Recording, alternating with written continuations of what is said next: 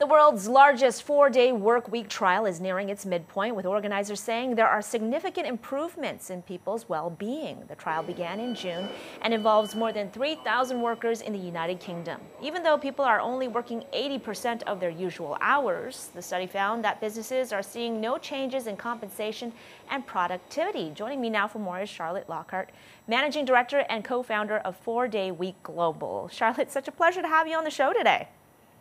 Thank you. This is something that a lot of people have been talking about for quite a long time. You're putting it into practice now. It's been, you've been doing this since June. What are some of these benefits that you have seen so far? Well, the benefits to companies tend to be the fact that productivity has remained the same, or it has actually in a number of companies improved.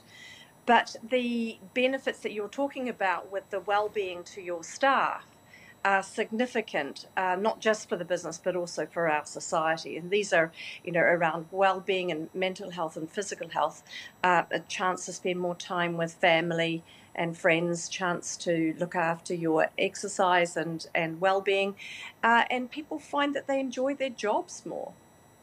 Right, I guess people feel more rested perhaps after 3 days off and then 4 days on. There are 3,300 workers across 70 companies participating in this trial. So talk to us a little bit more about the types of organizations that are involved. Well, we have all sorts of different organisations involved, from manufacturing through office work through to a fish and chip shop. So are there situations where a 4-day work week doesn't really work in terms of feasibility, in terms of from a practical standpoint? Look, this is quite a common question, but there are companies in pretty much every single industry around the world actually doing some version of a 4-day week or reduced hour working. It might not be a 4-day week, it might be just a 32-hour week.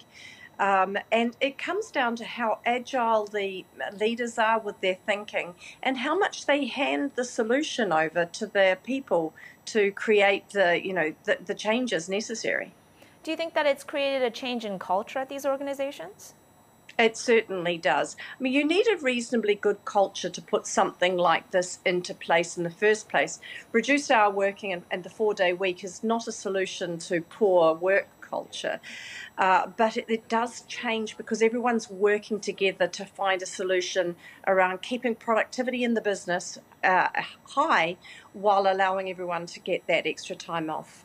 So Charlotte, do you think that after this pilot is over, that more companies and organizations will adopt the 4-day work week?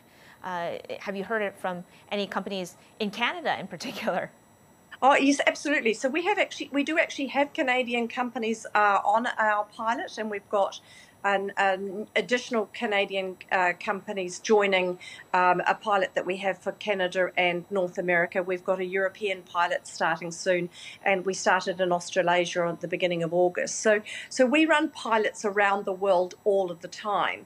This particular UK pilot gets quite a bit of attention because of the large number of companies that are on it.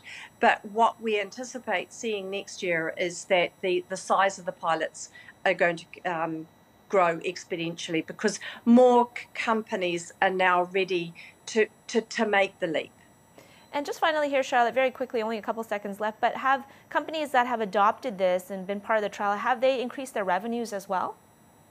Yes, and so that tends to be a fairly universal thing. It's not across the board, but sometimes there can be external factors as well that create things being a little bit hard, like, I don't know, a pandemic. Right.